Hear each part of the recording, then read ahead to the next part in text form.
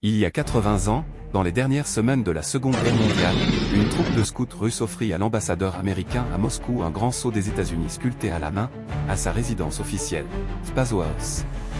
Ce cadeau symbolisait la coopération entre la Russie et les États-Unis en temps de guerre, et l'ambassadeur américain, W. Avril Harriman, l'accrocha fièrement chez lui jusqu'en 1952. Mais, à l'insu de l'ambassadeur et de son équipe de sécurité, le sceau contenait un dispositif d'écoute secret, surnommé plus tard « La Chose », par les équipes de sécurité technique américaines. Il espionna les conversations diplomatiques, sans être détecté, pendant cette guerre. En utilisant une œuvre d'art apparemment anodine pour infiltrer l'ennemi et obtenir un avantage stratégique, les Soviétiques avaient réalisé la manœuvre la plus ingénieuse depuis le cheval de Troie d'Ulysse. Comment fonctionnait « La Chose » ? John Little, spécialiste de la contre-surveillance de 79 ans, est depuis longtemps fasciné par cet appareil et en a même construit sa propre réplique. Un documentaire sur l'incroyable travail de Little est sorti cette année. Il décrit la technologie de « La Chose » en termes musicaux. Elle est composée de tubes semblables à ceux d'un orgue et d'une membrane, comme la peau d'un tambour, vibrant au rythme de la voix humaine. Mais elle était compacte en un minuscule objet ressemblant à une épingle à chapeau et présentait l'avantage d'être invisible au système de contre-surveillance car elle ne possédait ni électronique, ni pile, et ne chauffait pas.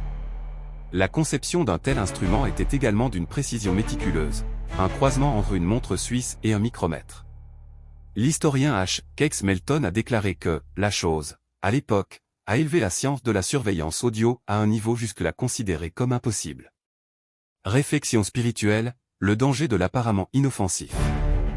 Ce récit historique nous rappelle une profonde vérité spirituelle, l'ennemi de nos âmes ne présente pas toujours des menaces évidentes. Souvent, comme « La Chose », il se cache dans ce qui paraît noble, beau, voire spirituel.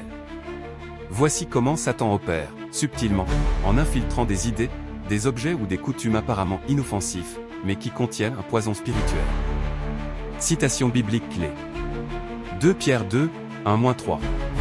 Il y a eu parmi le peuple de faux prophètes, de même qu'il y aura parmi vous de faux docteurs, qui introduiront secrètement des sectes pernicieuses, et qui, par cupidité, vous trafiqueront par de faux discours. Galates 1, 6-7. Je m'étonne que vous abandonniez si vite celui qui vous a appelé par la grâce de Christ, pour vous tourner vers un autre évangile. Hébreux 13h9. Ne vous laissez pas entraîner par des doctrines diverses et étrangères. 2 Timothée 4, 3-4. Le temps viendra où les hommes ne supporteront pas à saine doctrine, et se tourneront vers les fables. Ces versets nous avertissent que les hérésies n'arrivent pas toujours avec fracas, mais, sous le manteau, comme un objet décoratif cachant un appareil d'espionnage. L'évangile falsifié, les mythes déguisés en vérité et les doctrines étranges peuvent paraître attrayants, mais ils nous éloignent du chemin du Christ. Ellen G. White, protéger les voies de l'âme. Ellen White a beaucoup écrit sur le danger de laisser l'ennemi pénétrer par les voies de l'âme, les sens, l'imagination, la musique, la lecture, les amitiés, les objets que nous acceptons. Satan essaie constamment d'introduire ses tromperies par des choses apparemment innocentes. Nous devons soigneusement protéger les voies de l'âme. Message choisi, livre 2, p. 36.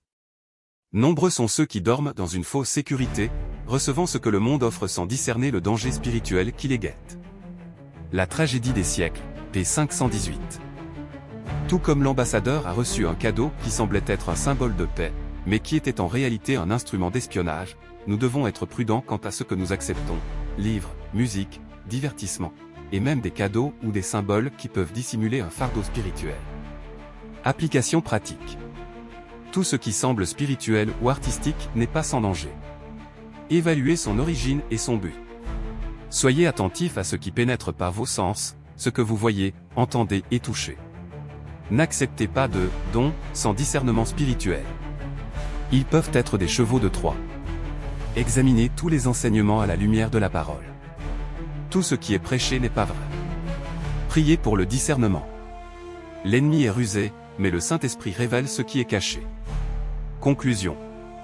Tout comme « La Chose » est passée inaperçue pendant des années, de nombreuses hérésies et contaminations spirituelles s'infiltrent dans nos vies sans que nous nous en rendions compte.